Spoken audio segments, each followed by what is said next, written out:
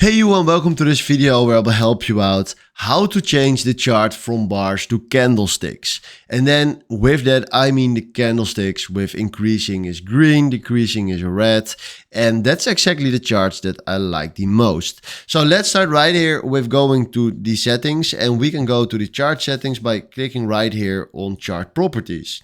Then the first step that we're going to do is we select right here the HCL bar to candlestick. Then you will see right here that now we are having candlesticks. But they're all green and I want to change that. So then we go back to it again. Then we select right here candlesticks. And then we do right here not one color but net change. And then we do OK. And there we go, guys. Now we are having that beautiful red and green chart with the increase is green and the decrease is red.